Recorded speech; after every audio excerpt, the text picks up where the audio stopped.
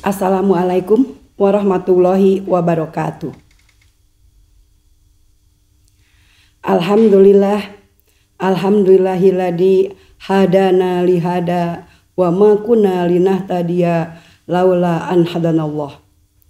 Asyhadu alla ilaha illallah wahdahu la syarikalah wa asyhadu anna Muhammadan abduhu wa rasuluh. Puji dan syukur senantiasa dipanjatkan kehadirat Allah Subhanahu wa taala karena berkat rahmat dan inayah Allah Subhanahu wa taala pada hari ini kita masih diberi kesempatan oleh Allah untuk menjalankan aktivitas hidup kita dalam rangka MPLS untuk kelas 10 masa pengenalan lingkungan sekolah dan IHT mungkin in-house training untuk kelas 11 dan 12. Salawat dan salam semoga tercurah pada junjungan alam Nabi Muhammad Sallallahu Alaihi Wasallam, kepada sahabatnya, keluarganya, tabi'in-tabi'innya, dan kepada seluruh umatnya termasuk kita semua yang insya Allah senantiasa taat dan patuh pada ajarannya.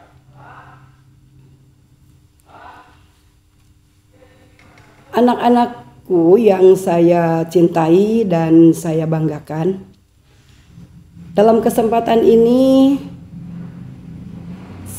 saya mengucapkan selamat datang kepada kelas 10 di kampus SMK Negeri 7 Bandung ini.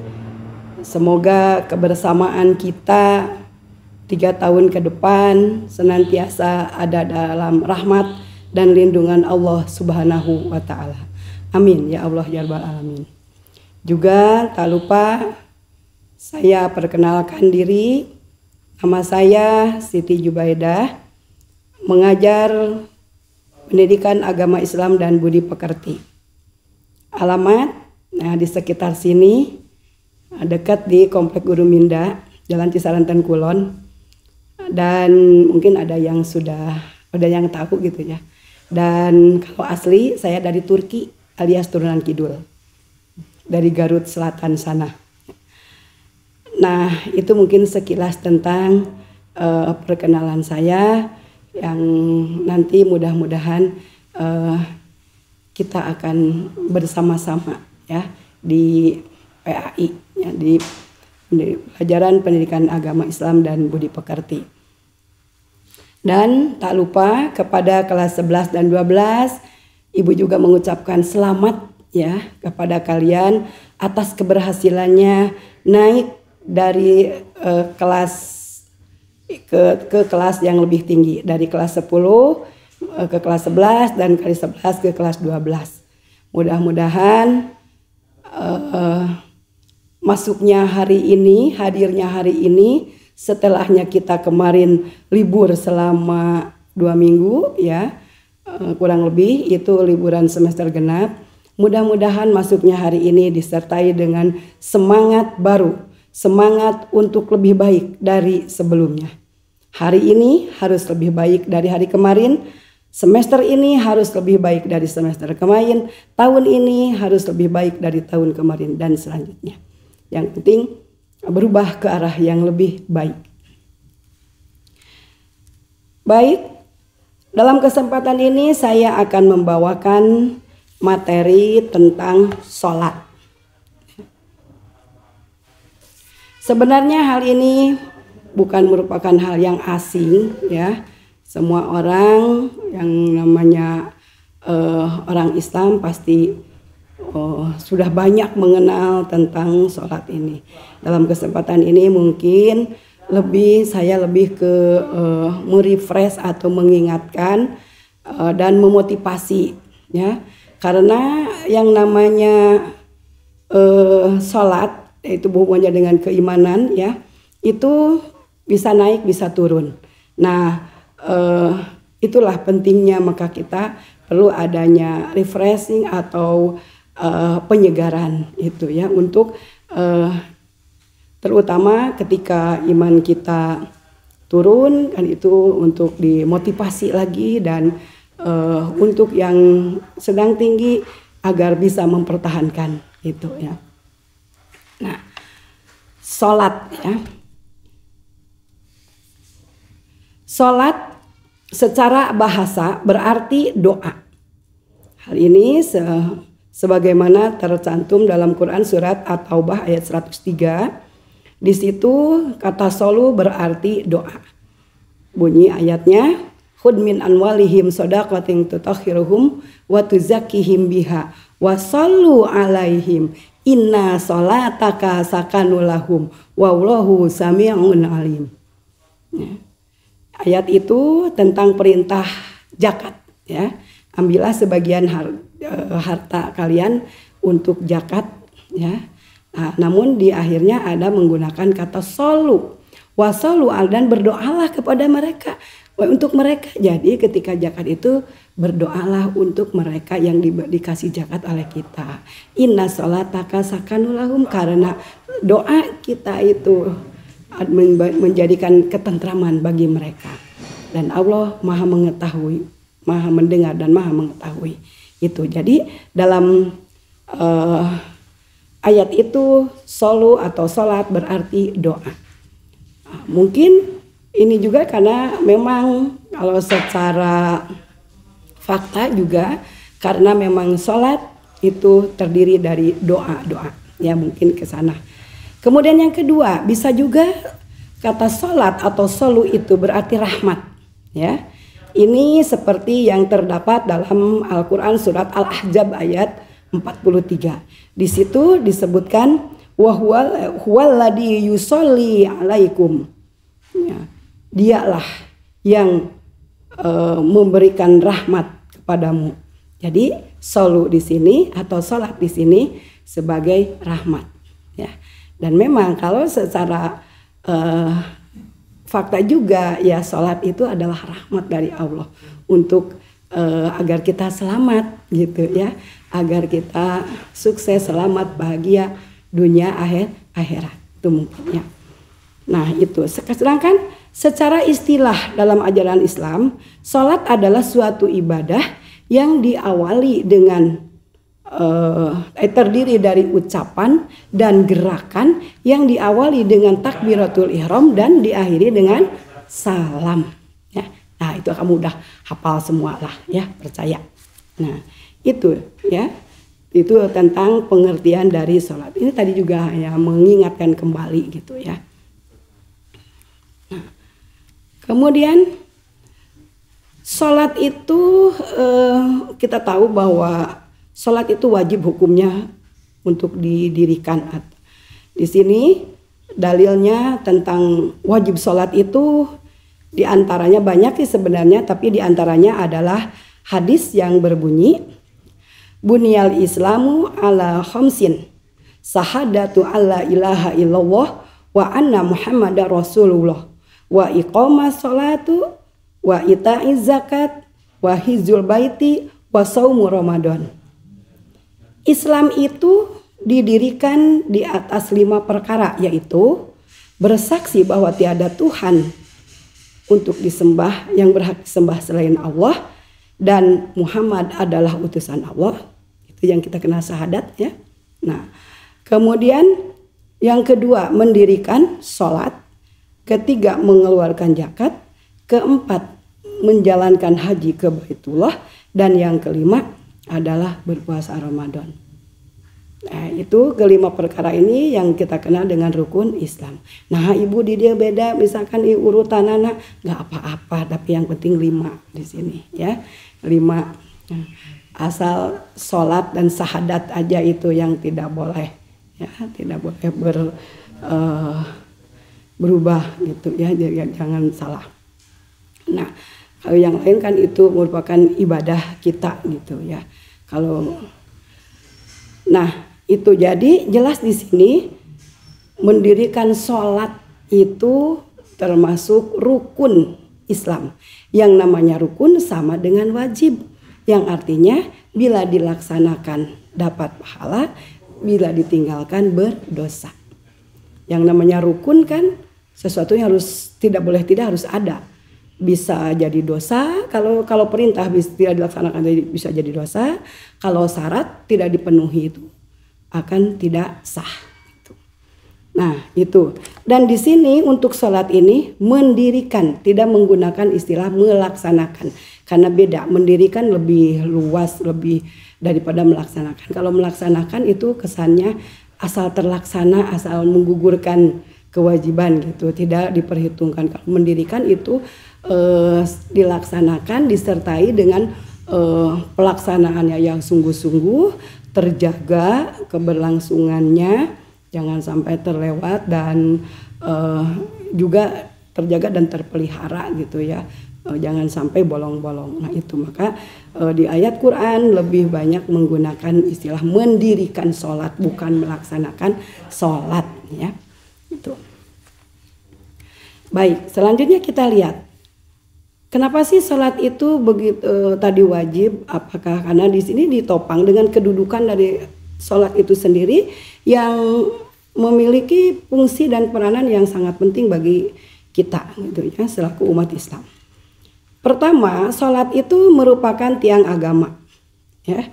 Ini berdasarkan hadis yang diriwayatkan oleh Ahmad dan Tirmizi ya. Di situ disebutkan Ra'su amril islamu wa amaduhu sholatu wazirwati sanamihil jihad fi sabilillah. Pokok setiap masalah adalah Islam, dan tiangnya adalah sholat, dan puncaknya adalah jihad fi sabilillah. Atau hadis lain yang sudah kita kenal, sering kita dengar, as-sholatu imaduddin, sholat itu tiangnya agama ya. Mendengar kata tiang itu kebayang bagaimana peranannya dalam suatu atau fungsinya dalam suatu bangunan ya. Tanpa tiang suatu bangunan tidak akan berarti ya. Makanya begitu juga dalam agama, kalau tidak sholat berarti tidak akan berdiri agama pada dirinya, dan bakal runtuh agama pada dirinya. Jadi tiang itu memegang peranan penting. Tidak akan berarti tiangnya agama berarti barang siapa yang mendirikan sholat berarti dia mendirikan bangunan, mendirikan agama pada dirinya, dan meninggalkan sholat berarti meruntuhkan agama pada dirinya. Nah, jadi mengandung arti amalan-amalan yang lain tidak akan gunanya, tidak akan ada gunanya tanpa sholat ya. Ya bayangin aja kalau satu bangunan, gentingnya Jatiwangi, semennya 3 roda, keramiknya mulia, apalagi wah pokoknya yang berkualitas, bahan-bahan semuanya. Itu ibarat amal-amalnya dalam agama. Tapi tidak ada tiang, berguna enggak? Enggak kan? Tidak berarti apa-apa. Malah lumuk we meureun para rugu nya teu tiasa digunakeun. Nah, itu. Yang selanjutnya, kedudukan daripada sholat itu adalah garis pemisah antara muslim dan kafir. Ya. Pemisahnya bainar rajulu wa bainal kufri ya. Tarakus sholati ya. Beda antara seorang laki-laki muslim dengan kafir ialah meninggalkan sholat. Jadi maksudnya untuk membedakan seorang muslim dan kafir itu adalah dapat dilihat dari sholatnya atau ditentukan dengan sholatnya. Orang yang banyak meninggalkan sholat maka mendekati kafir. Apalagi kalau tidak melaksanakan, ya udah itu mah kafir meskipun ngakunya Islam ya. Tapi kalau banyak meninggalkan sholat bahkan tidak melaksanakan sholat itu adalah kafir.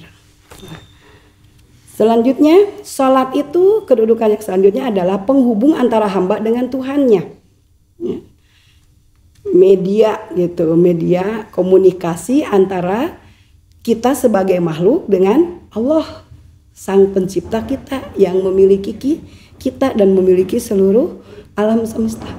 Ya, nah, ini sebagaimana diungkapkan oleh Allah dalam Quran surat Toha ayat 14. Innani anallaha la ilaha illa ana fa'budni wa aqimi shalah li dzikri. Sesungguhnya Aku ini adalah Allah. Tidak ada Tuhan yang hak selain aku. Maka sembahlah aku dan dirikanlah sholat. Ya, sembahlah aku dan dirikanlah sholat. Berarti di situ jelas sholat adalah penghubung antara kita sebagai makhluk dengan yang punya kita sebagai Maha Pencipta, yaitu Allah. Berarti orang yang tidak sholat memutuskan hubungan dengan Allah. Sungguh rugi orang yang memutuskan hubungan dengan Allah. Atau kita akan kembali kepada Allah. Ya, banyak kita memerlukan pertolongan Allah. Ya. Nah, maka hati-hati di sini. Jangan sekali-kali meninggalkan sholat karena memutus hubungan dengan Allah. Ya. Siapa yang bisa menolong kita? Ya, Allah. Kita sakit, yang menyembuhkan bukan dokter, bukan tabib, bukan obat, tapi Allah.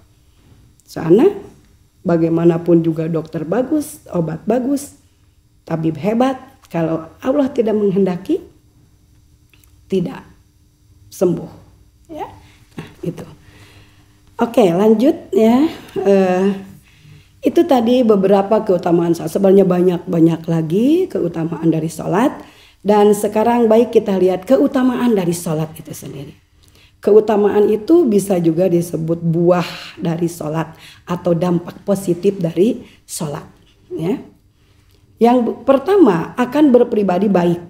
Ya, sebagaimana terungkap dalam Quran surat Al-Ankabut ayat 45. A'udzubillahi minasyaitonirrajim. Innasholata tanha 'anil fahsya'i wal munkar. Sesungguhnya sholat itu akan menjauhkan diri dari perbuatan fahsya, keji, ya fahsya itu, dan munkar. Fahsya dan munkar itu dua sumber keburukan. Dan kita tahu keburukan adalah yang akan mengantarkan kita, harus dijauhi keburukan itu karena akan mengantarkan kita kepada kesengsaraan, kepada kehinaan, kecelakaan. Ya. Fahsya berarti bersumber dari syahwat. Seperti apa yang tergolong fahsya? Kata-kata kotor, ya, hati-hati, ya, kata-kata kotor, apalagi kata binatang. Ya, kita sebagai sudah tahu sekarang, ya, yang termasuk fahsya, itu harus kita hindari sekarang, ya. Nah, kata-kata jorok, ya. Kemudian pandangan yang tidak tepat, maksudnya pandangan yang tepat bukan karena kabur pandangannya atau selintris, bukan. Artinya memandang sesuatu yang bukan haknya atau yang tidak seharusnya, gitu. Yang harus dihindari malah itu adanya pandangan yang tidak tepat. Ya. Kemudian pendengaran yang tidak baik, bukan berarti tuli, tapi maksudnya pendengaran yang digunakan untuk mendengarkan hal-hal yang tidak berguna, yang menyesatkan, yang bisa mempengaruhi atau melemahkan iman kita. Ya, nah itu. Kemudian pornografi, porno aksi, ya, LGBT itu hati-hati. Nah itu adalah merupakan fahsya, bukan sesuatu yang Allah biasain nama. LGBT adalah termasuk fahsya. Ya, ayo jangan meskipun main-main ini mah LGBT-an jangan, ya, gitu. Kemudian kalau munkar itu apa? Itu keburukan, ya, atau keingkaran. Biasanya sumbernya dari nafsu, nafsu perut, akal, nah, dan sebagainya. Nah itu biasanya contohnya mencuri, berbohong, korupsi. Nah itu kan dari nafsu, ya, mencuri karena tidak bisa mengendalikan nafsu, pingin itu gitu, padahal itu punya orang lain sehingga dia ambil, padahal itu punya orang lain karena nafsunya yang menggerakkan. Nafsu itu kan ada 3 dalam diri manusia. Ada nafsu amarah, nafsu lawamah, ada nafsu mutmainnah. Nah itu nafsu, ada nafsu yang suka mengajak-ngajak atau mendorong kepada kejelekan, gitu, ya.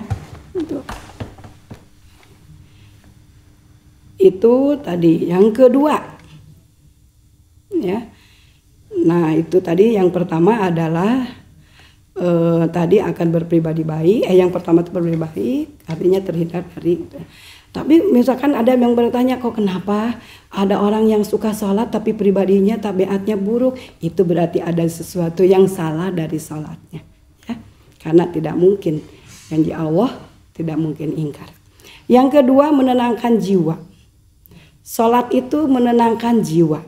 Ya, ala bidzikrillah tatma'innul qulub. Hanya dengan berzikir atau mengingat Allah hati menjadi tenang. Ya. Nah, dan sholat merupakan zikir atau puncaknya zikir. Ya. Kenapa sholat dikatakan puncaknya zikir? Karena dalam sholat terhimpun beberapa zikir.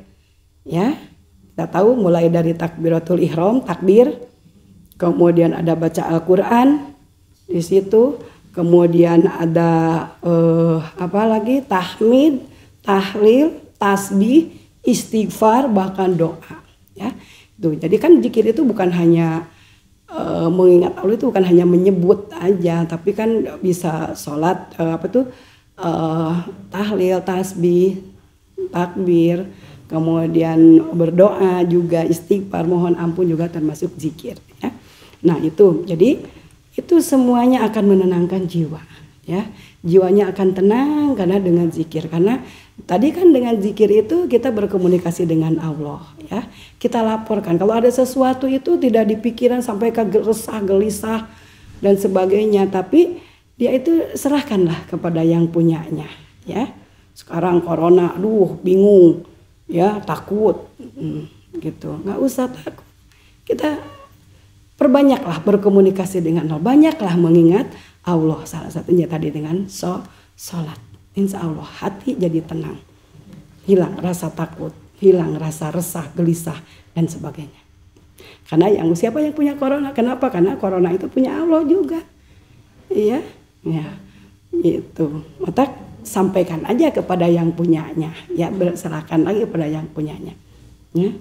Gitu kan, ibarat gini, kamu akan bertamu, kemudian dihadang oleh di pintu gerbangnya dihadang oleh anjing, ya kan, kamu tidak usah repot-repot gitu, takut, tinggal bilang aja kepada yang punya anjingnya, Tuan ini anjing Anda, gitu kan. Nah datanglah si tuannya sama tuannya kan, karena yang punyanya dia tunduk gitu ya.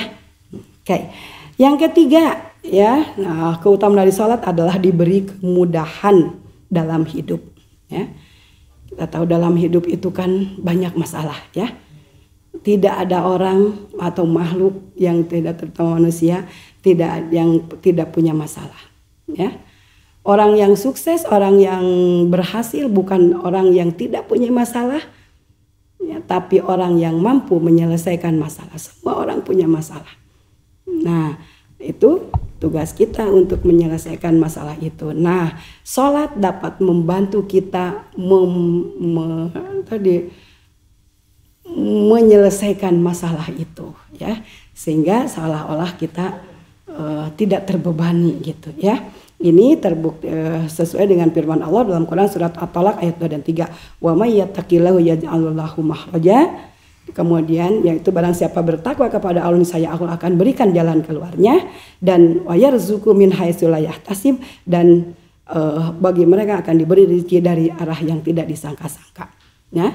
Nah, itu rezeki itu adalah bukan hanya materi, rezeki itu pertolongan juga rezeki, kecerdasan juga rezeki. Jadi kalau kita misalkan ada masalah dalam belajar, kita jangan melupakan sholat. Kita sholat mengingat Allah, itu janji Allah akan diberi jalan keluar dan akan diberi rezeki yang tidak disangka-sangka. Sekurang teh teu bisa eta teh hararese, tapi kalau Allah menghendaki, Allah ridho kepada kita karena kitanya baik, karena kitanya takwa, ya, selalu mengingat Allah, maka tidak untuk kemungkinan yang di luar perhitungan kita tidak bisa, bahkan jadi bisa gitu ya. Nah itu.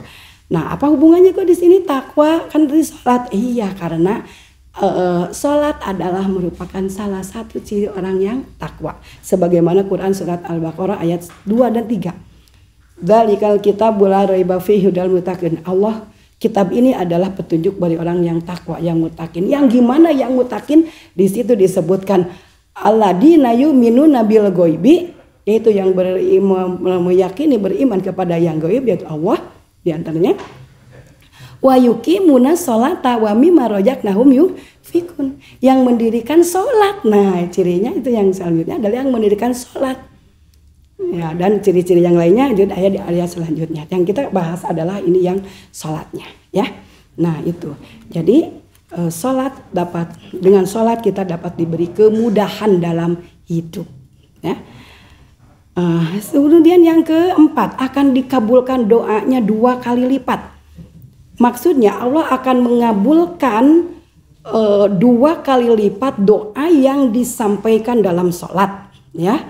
Jadi akan lebih cepat dijawab dibanding dengan sholat yang disampaikan di luar, doa yang disampaikan di luar sholat, ya. Nah, makanya harus sering sholat. Nah, sampaikan kebutuhan-kebutuhan kita. Tadi kan Pak Dede sudah menjelaskan begitu pentingnya doa gitu. Nah, agar doa kita itu dikabulkan, maka diikuti dengan sholat, bahkan disampaikan dalam sholat. Nah, tadi dan janji Allah akan melipat gandakan pahala doa yang dalam sholat. Jadi seperti halnya dijelaskan dalam Al-Quran surat Ali Imran 38 dan 39, itu adalah dalam kisah Nabi Zakaria yang beliau berdoa kepada Allah, ya, di sini Robbi habli min ladunka dzurriyyatan thayyiban. Ya Allah, karuniakanlah, ya, pada kami keturunan yang baik di sisimu. Nah, sesungguhnya engkau maha mendengar doa, innaka sami'un doa. Nah, kemudian dijelaskan lagi di ayat 9-nya. Fanadatul malaikatu wa huwa qaimun yusalli 'alal mihrab. Ya. Ketika, ya, Nabi Zakaria berdiri dalam salatnya, maka seketika itu malaikat datang mengambil dan menyampaikan kabar gembira bahwa yaitu innallaha yubassiruka li Yahya musaddiqan bi kalimati minallah wa sayyidan wa hasura wa nabiyya minasyolihin. Jadi intinya langsung dikasih, baru berdiri, belum selesai sholatnya, langsung. Karena sebenarnya ketika sholat itu Allah sudah menunggu gitu, ya, sudah menunggu doa-doa yang akan dipanjatkan kepada, menantang lah istilahnya, menantang gitu. Makanya itulah keutamaannya doa dalam sholat, ya.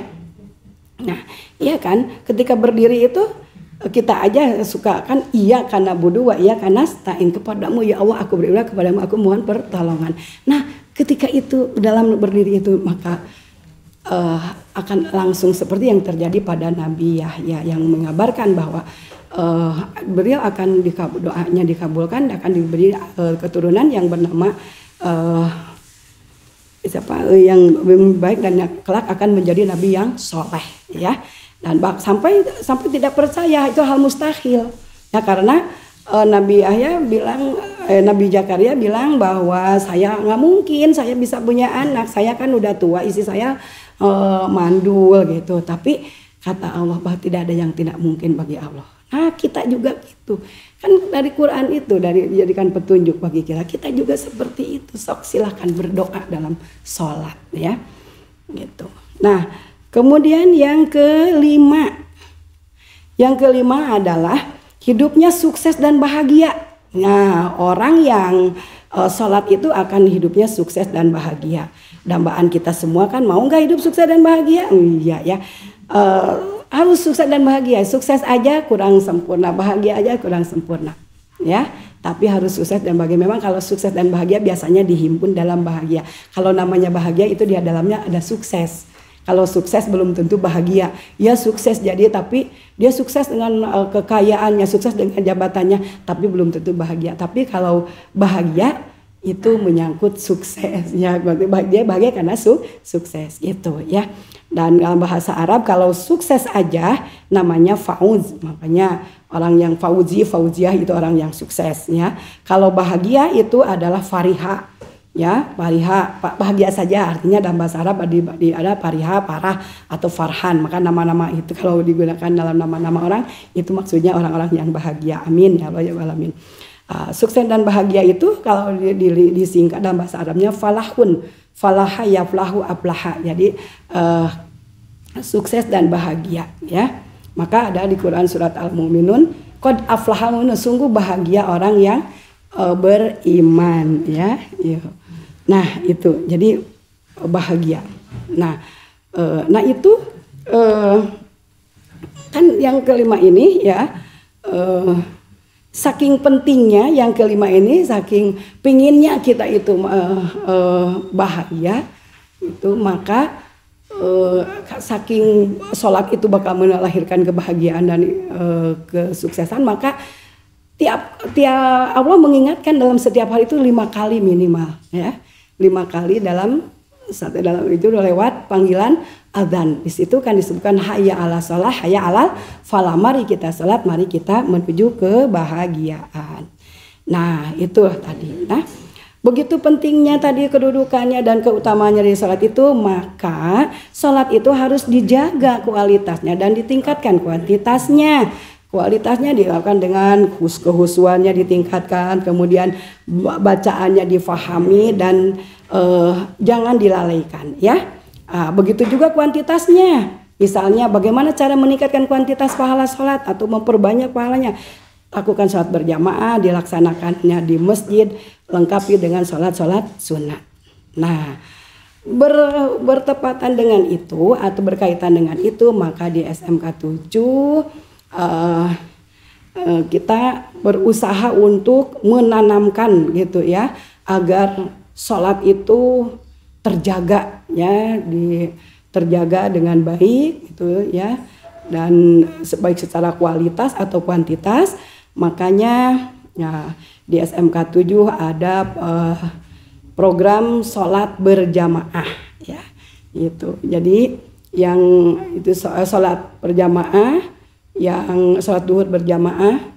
Jadi ketika di sekolah berada di lingkungan SMK 7 itu wajib kita itu sholat berjamaah ya. Kemarin itu biasanya suka pengen sendiri aja, mulai sekarang niatkan, tekadkan bahwa saya akan sholat, karena kita tahu nanti bagaimana pentingnya atau keutamaannya dari sholat berjamaah ya. Terutama di duhur. Kalau di asar memang itu karena di rumah gitu, jadi pesankan karena sebagian ada yang sudah pulang. Tapi kalau yang masih di sekolah harus berjamaah ya. Ibu tidak mau lagi melihat anak-anak yang cungcong sholat sendiri sementara di depan ada yang berjamaah ya. Karena itu dalam riwayat ketika ada peristiwa semacam itu zaman Rasul, ketika ada sholat berjamaah kemudian ada orang yang sendirian, Rasul menyuruh mengulangi sholatnya ya, itu untuk ikut berjamaah. Nah itu baik, kita lihat seperti gimana sholat berjamaah ya. Mungkin kalian sudah tahu, sudah tidak asing lagi yang sholat berjamaah adalah sholat sama-sama ya, yang terdiri daripada ada imam ada makmum ya. Jadi ada imamnya ada makmumnya ya. Nah, dan kita tahu bahwa pahala sholat berjamaah adalah 27 kali atau 27 derajat ya. Nah, dan yang paling baik lagi sholat berjamaah itu sebaiknya dilaksanakan di masjid. Dan kebetulan alhamdulillah di SMK 7 mah difasilitasi ada masjidnya. Jadi wayahna begitu ada panggilan adzan duhur atau asar, karena sudah diatur sedemikian rupa itu tidak ada alasan kita sama-sama sholat berjamaah di masjid ya. Tidak mau lagi ibu melihat ada yang sholat di sini di ruang seni ada itu, kemudian ada yang di lab, itu ngapain itu ya, sungguh rugi orang yang seperti itu ya. Nah, seperti gimana keutamaan sholat berjamaah di masjid ya. Rasulullah pernah bersabda, sholat seseorang yang ditunaikan di masjid itu lebih utama dengan sholat yang ditunaikan secara berjamaah di tempat lain ya, baik itu di kantor, di rumah, di pasar atau di mana aja ya. Nah, dan orang yang sholat di rumah sementara dekat dengan masjid atau ada masjid, ya, maka pahala orang tersebut kalah dibanding dengan orang yang baru mau berangkat ke masjid, ya. Jadi eleh pahalana tetaku anu kakarek init gitu, ya, baru mau berangkat ke masjid pahalanya sudah gede ketimbang sholat berjamaah tapi tidak di masjid, padahal masjid ada dan deket gitu, ya. Tidak ada alasan capek naiknya, ayo jauh dan sebagainya, ya. Waktu soalnya lagi sibuk, enggak itu adalah ajakan-ajakan syaitan gitu mah, ya. Nah karena begitu banyak pahalanya kalau kita berjamaah di masjid, bukan saja dari jamaahnya, masjid itu kan tempatnya atau disebut dengan rumah Allah, artinya tempat kita menghadap Allah. Segala yang kita lakukan di masjid itu berpahala, ya. Bahkan dari berangkatnya, langkah pertama orang menuju masjid, maka itu ketika itu diangkat derajatnya oleh Allah. Dan langkah selanjutnya adalah menggugurkan dosa-dosa kecil sampai ia di pintu masjid. Sampai di pintu masjid, maka Allah menurunkan rahmatnya. Kan doa dalam masuk masjid, Allahumma gfirli dunubi waftahli abwaba rahmatika, bukakan pintu rahmat, dan Allah akan membukakan di situ, ya. Para malaikat menyambutnya, dan apa yang dikerjakan oleh kita di masjid, zikirnya, apalagi salatnya mah udah barang tentu, kemudian duduknya, itu semuanya, ya, dicatat oleh para malaikat dan terus-terusan ditulis sampai ia keluar dari masjid sepanjang dia di masjidnya tidak merusak amalnya.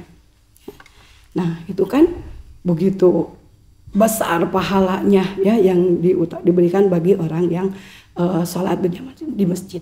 Nah, bagi wanita gimana? Boleh enggak?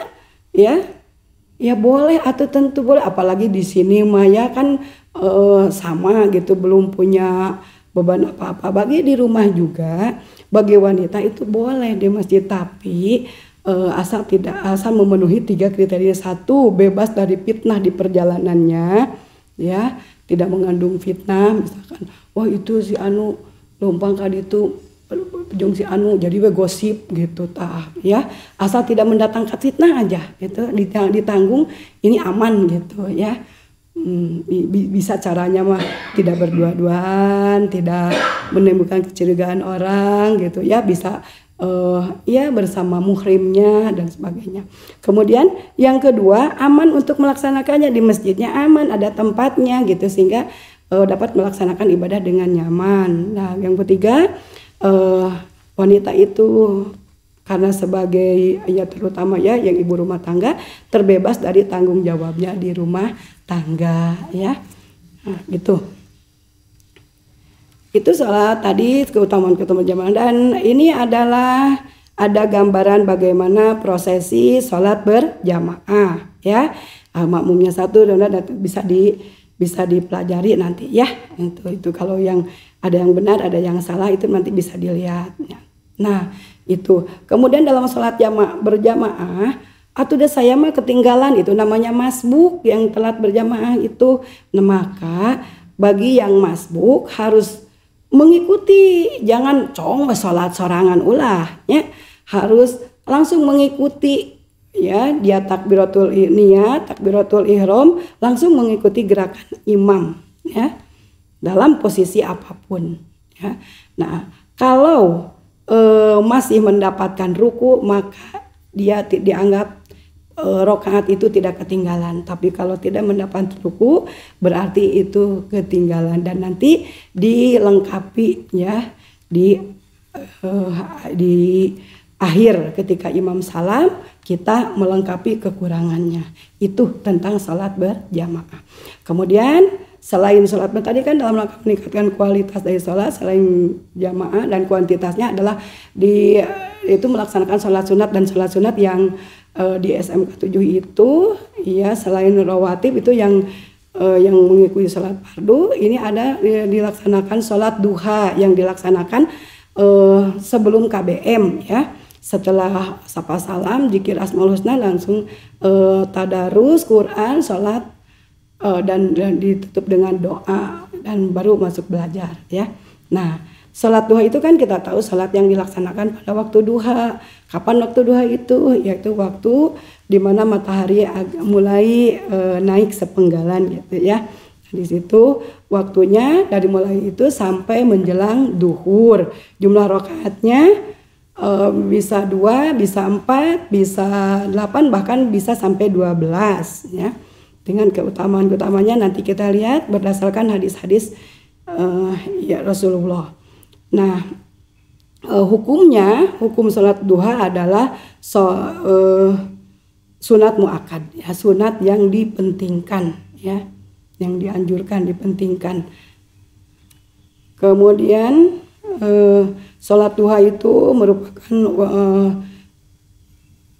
sangat bagus dan sangat urgent gitu, karena waktu duha itu sangat bagus, sampai-sampai Rasulullah kan pernah berdoa, Allahumma barik ummati fi bukuriha. Ya Allah, berilah keberkahan kepada umatku di waktu pagi. Jadi ketika kita melaksanakan sholat duha, doa Rasulullah itu, kita menyambut doa Rasulullah gitu. Insya Allah kan Rasulullah orang suci, kalau itu doanya pasti dikabulkan. Kan kita tidak ingin ketinggalan barokah dari Rasulullah ya. Waktu duha itu waktu yang sangat luar biasa ya. Nah, kemudian sekarang kita lihat apa keutamaan sholat duha ya. Berdasarkan hadis-hadis yang ini sebenarnya banyak, diantaranya ada beberapa hadis. Yang pertama, keutamaan sholat duha adalah sebagai pengganti sodakoh untuk setiap tulang rusuk kita. Karena kita itu katanya akan dihitung sebagai apa itu, kita itu harus bersedekah untuk setiap tulang rusuk kita, dan kita sebagaimana diketahui bahwa tulang rusuk kita itu adalah lebih dari 350 jumlahnya ya. Bisa berupa tasbih, bisa berupa tahmid, tahlil dan sebagainya. Tapi itu semua ya, tahmid, takbir, tahlil dan sebagainya untuk semua tulang rusuk itu bisa dihimpun dalam sholat 2 rakaat aja yang disebut di waktu duha, atau sholat duha 2 rakaat ya. Jadi sholat duha yang 2 rakaat itu adalah sebagai pengganti sodakoh untuk setiap tulang rusuk kita atau persendi kita. Kemudian yang kedua, sholat duha itu merupakan sholat yang dipesankan, diwanti-wantikan oleh Rasulullah sang kekasih Allah, agar tidak ditinggalkan bersama-sama dengan puasa 3 hari, yaitu di tengah bulan, yaitu tanggal 11, 12, dan 13, dan juga sholat witir sebelum tidur itu ya. Yang ketiga, barang siapa yang sholat 4 rakaat, maka dia sholat duha 4 rakaat, maka dia akan dicukupi kebutuhannya sehari itu. Kemudian pahala keutamaan yang selanjutnya, barang siapa yang sholat 12 rakaat, maka Allah akan membangunkan untuknya istana di surga. Subhanallah ya. Kemudian dan yang terakhir, Rasulullah bersabda bahwa sholat duha itu dapat mendatangkan rezeki, menolak kefakiran, fakir itu kemiskinan ya, dan juga akan termasuk orang-orang yang taubat, akan digolongkan kepada orang-orang yang bertobat ya. Itu tadi tentang sholat ya, merupakan motivasi atau refresh ya, tentang sholat, dan sholat yang dilaksanakan yang dilaksanakan di SMK Negeri 7 sebagai sekolah yang religious charter ya, yang berbudaya agamis ya. Nah, mungkin hanya itu yang dapat Ibu sampaikan. Terima kasih atas segala perhatiannya. Mohon maaf atas segala kekurangannya. Teriring doa, semoga apa yang kita lakukan mendapat ridho dari Allah Subhanahu wa taala. Amin ya Allah ya rabbal alamin. Nasrun minallah wa fatun qarib wa basiril mu'minin. Wassalamualaikum warahmatullahi wabarakatuh.